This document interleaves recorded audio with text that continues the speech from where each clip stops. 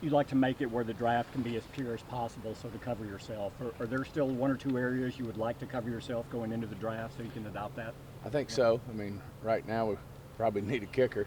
I mean, we've got a young guy on the roster, but obviously we got to figure out the kicking situation. Then we got a few other places that we'd like to, shore some things up. So, Interior offensive line is one. I mean, offensive line in general, Okay. I think is fair to say. Is offensive line a free agent concept or a draft concept? Both. Stephen, what can you I tell mean, I think in order for us to, accomplish what we talked, whoever just mentioned it, so that we can keep our draft pure, we'd like to get a player or two there, so we're not just feel pushed to go too high and early and often if the right player's not there. What about linebacker? Are you good there? Do you need more numbers there? We feel good about it, as you know. You can, some people consider in the building J-Ron Cursa linebackers. Right. So, we don't need as many backers as we used to because we kind of play that hybrid style with our safeties there. But we're not heavy with numbers and certainly could do better there, but I wouldn't say, it's a huge priority before the draft. How's Stephen, your what are draft the pick? covers? Oh, sorry. How's last year's draft pick? I mean, how's he coming along in his rehab at linebacker? Jabril for you? Cox, yeah. He's doing really well. Feel great about him. Feel great that he fits, he's the right fit for what Dan wants to do defensively. And, think he's coming along great and should be a big plus for us this year. Probably fill right in where Keanu left off. And I think he's got great coverage skills and a good off season with him will be good for him and really like his upside. Stephen, where are y'all in the overtime discussion here, and what can you up to? It just passed. It just passed. I'm probably not supposed to say that, but And what will it be? it'll be a 2 possession. Each team will get a possession, and postseason only. Only in the postseason. Only in the postseason. But not the 2-point conversion aspect? We didn't do the 2-point Okay. conversion. One Obviously, only in the the last team getting the ball, if they score a touchdown and they know the other team's going to get it back if they tie it, right. you assume you just lost the coin toss, they might go for 2. So Yeah. it'll be a strategy thing, though. It'll be interesting. But, I just think everybody watched that unbelievable football game between the Bills and the Chiefs. I think the thing just cried out for, that we consider a second possession, especially in overtime. You look at the data and the statistics that, the team winning the toss, I think, I forgot the time period, but 7, 8, 9, 10 years, or 10-2, whoever wins the toss in the playoffs. So anyway, I think it was, it passed, and I think it's good to have that change. Postseason only, what was the logic there in just keeping it for playoffs? Well, the statistics really, believe it or not, or the analytics change quite a bit from regular season. They go from like 55 to, above, 80, 85%. So I just think, you're talking about, top quarterbacks in the playoffs usually, and, talking about offenses that, this day and time are pretty efficient at getting the ball down the field and scoring touchdowns. Stephen, regarding your free agency philosophy, and it's pretty well established the way what you believe in. Do you question yourself? Do you when it doesn't work well enough to get you where you want to go? Do you evaluate it as you go year by year? Yeah, we're always evaluating, how we do and where we can be better. And right now we feel good about the model, and obviously you can see from our actions we feel really good about our football team. And the question becomes, well, if you feel really good about it, then why didn't you go further? And I think that's the what we got to work through here. But it's Dan's first year with the defense. I think that defense is only going to get better as they play in Dan's defense. So feel good about the defensive side of the ball, and obviously, offensively, we just got to continue to be more efficient. We had a top-ranked offense, but we just got to be more efficient, in the big games and the postseason. How you better with lesser players? Theoretically, you don't have Amari. Last year you told us the receiving core was as good as any in the league. Right. With those, probably the big 3, and then you add what Cedric's done. You lose Cedric and Amari. That hurts. Yeah. I mean, we have to get better. I mean, we're going to have to find ways to be better without those two players. And we got to have guys step up. Obviously, Gallup missed a lot of time last year. I think he'll come back recovered. He may miss 2 or 3 games there at the beginning, but we're going to have to draft well and have some guys step up, even more so as we move forward. But, unfortunately, you can't keep. Right. We knew we weren't going to be able to keep everybody, and there's no question. Amari Cooper's a great football player. Would we love to keep him? We'd love to keep him, but we just, didn't have the cap space to do both Gallup and Amari. But even in defense with Gregory, you wanted to keep Gregory. He was part of. To a point, we wanted to keep Gregory. Okay. And then we made a decision. We had a plan B, and we started weighing as it came right down to it. And as Jerry told you yesterday, we finally just had to say no. And, we knew if we didn't do that, then we had some options. And turns out we got 3 really good football players for one. But I wish Randy nothing but the best. He's done an amazing job with his journey. And if anyone deserves to have a big contract, I'm happy for him. But, at the same time, we're excited about a young Dorrance Armstrong and what Fowler. Dan's got great experience with Fowler and loved him in Atlanta and paid him. And in Atlanta there, didn't get to, stay long enough to really work with him, but he was fired up about having him and think he can do some dynamic things as well. And then, of course, you throw Leighton in there for in that same cap space. We just think, we feel comfortable with where we ended up there. No concerns about the pass rush, though. I mean, the numbers suggest that even though Gregory didn't have a lot of sacks, he still had more than Fowler has produced the last couple of years. Well, he's got more, but not by a lot. I mean, Armstrong's got if you look at his production last year versus Randy's, very similar. So, we get Randy and Fowler, and you put those together, then maybe a little more production there. So, how central was the terminology in Gregory's contract to the breakup? I don't think so at the end. I just think people made, from his side, he made some difficult decisions that, were important to him and his agent. And we had to make some decisions that were important to us. But we weren't asking him to do anything we didn't ask any other player to do. And, we were willing to work through some things with him. And he just made the decision ultimately with where our offer was versus where Denver was to go with Denver. And we respect that. Do you wish the departure was handled differently from a public standpoint with what seemed like a flip-flop, yet the team was tweeting it out? And how much more often does that happen in your negotiations behind the scenes than we see? I don't think so. I mean, I think usually our negotiations are pretty smooth. I mean, every now and then you have a bumpy one, but that's part of the business. I bet if you talk to 32 teams, they've all had some, they've had 1 or 2 that stand out as, well, that was, not necessarily the norm, but, you work through it. I mean, the big thing for me is we think so much of Randy and what he's accomplished and wish him nothing but the best. And, we've got to move forward with what we decided to do and feel good about it. What are your biggest needs for the draft? I think we need to pick good football players that help us win and make plays. I mean, obviously, we did a good job with that with Micah last year. I mean, you can't think that's going to happen, year in and year out. But you can, you have some really good football players. But we feel good about our football team. But obviously, we're going to be looking for some really good football players. We got 9 picks.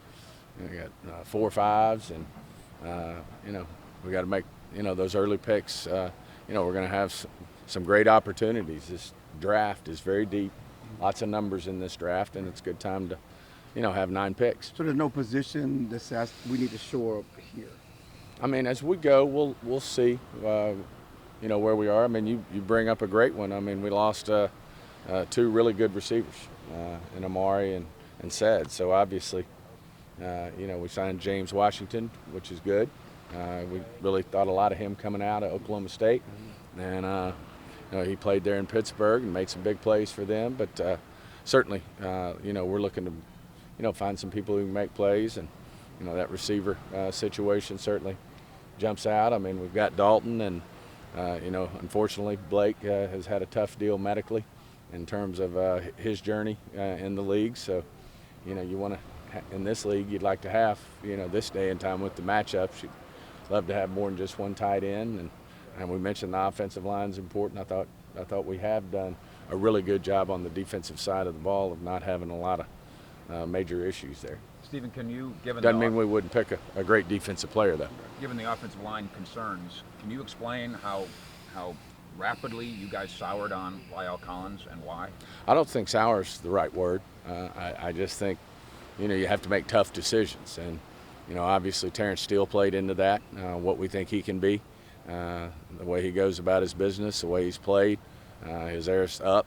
He's only going to get better. And, when you start having to make some decisions from a business standpoint, that was one that we just felt we needed to make. But there's no one soured on Lyle. I mean, we, think a lot of Lyle. Traditionally, you've invested more on the offensive side of the ball through the years as far as your big contracts. This year, Cooper gone, Collins. Is there a little shift, a recognition of this is a better young defense than you've had in a while, and you're going to have to pay a couple of these guys down the road? And I guess it's a little more balanced in your distribution Right. of this team than what you've had lately. I think that I always look at it, David, as an opportunity. You get an opportunity to draft players that happen to be the best player on your board. I mean, when we drafted Zach Martin, we had 3 great defensive players. We thought we were going to get one of those guys ahead of Zach Martin. Well, we ended up getting Zach Martin, and he turns out to be a great player. So rather than paying one of those defensive guys 4 years from that standpoint, it ended up being Zach Martin. Same thing with Travis Frederick, same thing with Tyron Smith. As you draft guys like that, I mean, obviously we're looking at Diggs, we're looking at Micah, looking at players like that you draft high. You hope that they're 2 contract plus guys. And so, you at the end of the day, it's kind of what comes your way in terms of where your resources go, and then where you got to kind of make things work. So it's more dependent on the individual talent that you have on the side of the at ball the point, versus at that point. Is it pretty encouraging how CD has developed thus far, that despite all the production that he has, there's still ways that he can really fine-tune his game and get that much better? I do. I think he'll only get better. I just think he's a great competitor. He really wants to be the best.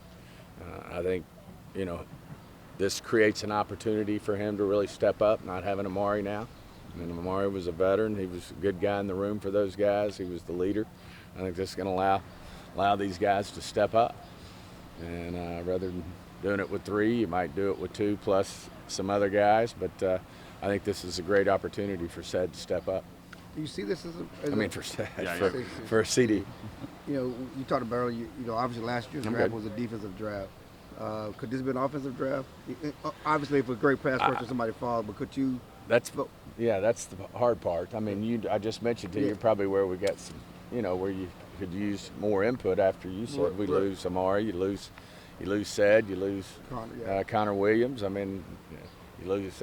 We thought Blake Jarwin was going to be around here for 4 or 5 years, and unfortunately, the injury situation got to him. So, I've already mentioned that, those are some of the areas, because we do have quite a bit of depth in the defensive front with what we did in free agency. We got Leighton back, there at the linebacker spot. We got, the safeties we wanted back, and we got a good situation there at corner. So, you never say, hey, we're only focused on offense, but if the defensive guy's sitting there and we've got him rated a lot higher than the other guys, and then that's where we've had our success. It's not being pigeonholed to taking one particular thing. Do you have a read yet on, you mentioned the depth of the draft class, do you have a read yet on positions where that could really benefit you in this class? I'm sorry, say that again? Do you have a read yet on which positions in this class are deep enough that could benefit you, just in terms of depth of the position? Well, there's always receivers. I mean, the college game, it's very conducive to developing receivers. So there's always going to be, a good depth at the receiver position. I think this draft's pretty deep in the defensive front. So, never hurts to add to your defensive front. And then, tight ends, it's a tougher position to find because of the college game, but certainly they're out there. And then the offensive front, there's always some offensive linemen, but the way they play the college game, you got to project a little bit and work through where that's going to be. So, but the big thing is there's a big number of them between the super seniors, the COVID seniors, if you will, that have played 6 years. I mean, there's a bigger number of people in the draft than there's ever been. So it's I think a great opportunity to find players out there. Our guys, Will and his staff and the coaches are certainly doing their work to get prepared for the draft, and I think we've got a great opportunity. Why did the organization decide it was better suited for Mike McCarthy not to come here and focus on the draft, and what does he bring to the draft room? Well, Mike has been around a lot of great football players. We've always been inclusive of our coaches in the evaluation process, and you've got it, which I think is one of Will's strongest suits, is getting a vision for what Mike and Kellen want to do on offense, for what Mike and Dan want to do on defense. I think, they got a vision for how they can fit into how we want to play football. And so we've always involved coaches in the evaluation process, and then in general, just Mike, working on the staff with his coaches, I think is important too. And he felt like that was the best use of his time. And we had a very small agenda from a competition standpoint. Okay. Obviously, I'm very involved on the committee and keep him very abreast, and he and I communicate all the time on what we're looking at from a rules standpoint. But that's one of the shortest competition agendas, I think, since I've been on the committee, and Jerry said since he's been on the committee. So, I just don't know that it was, we didn't have a major problem with him choosing to stay back and work with the coaches and do some draft work. You have until mid-July to sign Dalton to a multi-year deal, otherwise he'll play under the franchise tag. Do you anticipate a strong push before then to get a long-term deal done, or are you pretty comfortable with the idea of we got to see kind of where we end up with everything, from an overall standpoint. But obviously, the fact we franchise Dalton tells you all you need to know about what we think about him. So we just kind of see how that progresses. Stephen, what do you need from a center for Dak to be able to play at his highest level, and did you get that last year? I think you can always be better. I think obviously Baidaz is young, and but he's driven to be a great player, and I think you can always have improvement, especially when you're eliminated in the first round of the playoffs. When you felt like your team was better than that, then we can have improvements in all areas. But certainly, I know he'll work to be better, and we'll see what we end up from a personnel standpoint. In terms of what the competition will be there. So, it's always great. Never talked to a coach who said the more depth and more competitive situations you can have make you a much better football team. I think Mike was saying this morning that normally there's maybe around 150, 160 with draft grades, and you're looking at projecting maybe 220, 225 to start. Are those kind of the round numbers you're kind of looking at? That's what I've gone over with Will. Yes, those would be good round numbers, and of course that's going to make us be even more, hopefully, really drill down even deeper to try to, keep those numbers where you historically would have them. But we also got to acknowledge if there's football players that deserve to be on the board, then you got to acknowledge that as well. So it'll be interesting how we sort through that. A general question about what the road ahead looks like now in terms of once you get back to the Star, what's the process like of just meetings and everything leading up to the draft? Yeah, I think the biggest thing is obviously we're, back to the old famous line, player acquisitions 365. I mean, we're going to be looking at free agency, and certainly, as free agency is winding down, could be some situations out there that are very, appealing to us. So we'll look at that. But obviously, the main focus will be really rolling up our sleeves. You'll see that we're going to start having players visits, Dallas days, all the things that we do to prepare for the draft. So that'll be our main focus. Was there any one or two more? Was there ever any interest in Bobby Wagner, and how did those conversations go? Yeah, I mean, obviously Dan's had a history with Bobby, and knows him well. But it was just one of those situations where you look into it. He's a great football player, Hall of Fame type football player, and just as it turned out, it didn't work out with us. Stephen, question that's less relevant to y'all right now, but more philosophical. A lot of teams need to match their quarterbacks to their systems right now as all these trades are going on. When you've been looking for personnel through the years, what's been the key to matching the quarterback in the system and ensuring that's a smooth transition? Well, I think you match your quarterback to your system that's done when you have your guy and you start to see that's who it is. Then if you got a great head coach and a great coordinator, then they start to say, hey, it was Tony, now it's Dak. Yeah. What does Dak do well? And then if you've got a great coordinator and a head coach who are offensive minded, then they start to say, hey, with our personnel, with our offensive line, with Zeke, with the receivers we have, and then ultimately the most important one is Dak, how do we design an offensive system that best suits him?